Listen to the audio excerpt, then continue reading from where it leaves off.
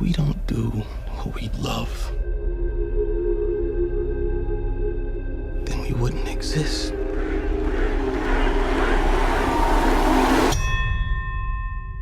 It's time, kid. All right, Michael, so let me ask you this, because the movie sort of deals with legacy, and in the first Creed, you're sort of inheriting what the Rocky films did, but Creed was so awesome unto itself. Did sort of doing a sequel to that, what you did in that movie, was there any apprehension or worries about sort of living up to your own legacy this time around? No. No? No, it was something that, we kind of figured where we wanted to go in this one and build on top of those relationships and characters in the first time around. And I felt comfortable in what we were creating and what we had was going to be authentic and new and fresh and interesting to watch. So did you have any input? Because, I mean, when the movie starts, you sort of like, oh, well, he has such a long way to go and such a great arc as a character, in the ring and out of the ring. So did you have any input of where you wanted to push the character? Yeah, I'm producing this project, and that's a big deal for me. So to be able to kind of like implement my ideas and thoughts on where the character would go and what would kind of happen was a major growth for me. So it was good. So was the physicality aspect any easier this time around because you've done it? No, not at all. I knew what to expect, but it wasn't any easier. We still had to put the time in the gym. I still had to, do the strict diet. I think the only thing that was really difficult this time around, I think, was the underwater montages. Yeah. It was something, my bright idea, especially in the moment. I was just like, yeah, great.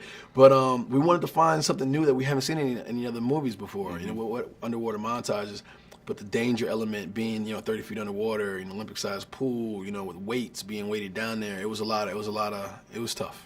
So I was really impressed with the fact that the whole cast is sort of on the same level and sort of portraying the humanity of other characters. Was that something to do, and you have a new director, so do you think it's because every one of you had a hold on your characters already, or were you able to workshop with him where you wanted to go? I think it's both. Okay. I think, Tessa's an amazing actress. She knows Bianca very well. I know Adonis very well.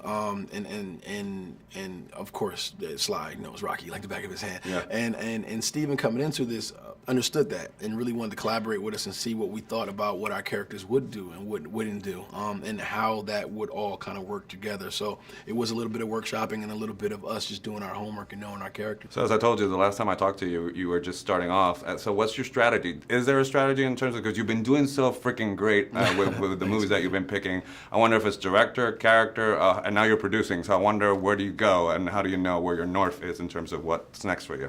My intuition, my gut. Yeah. I think, Chronicle was the first kind of like strategy piece that I've ever had going out for a role that wasn't written for an African American. I told my, like Ronna Crest took a chance on me and Josh Trank, and that was the first project I verbally was like, nah, I want to go out for this. I don't want to go out for these other ones right now. I want to go out for this one, and I booked it. So that was the first kind of like, strategy piece. I just want to say, listen to my gut. But other than that, it's just been, being thoughtful and mindful of where I want to go and what I want to do and how I want to build it and reverse engineering it.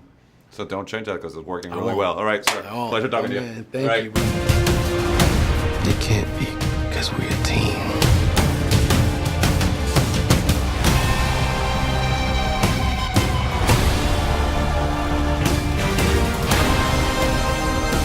Now you know what you're fighting for.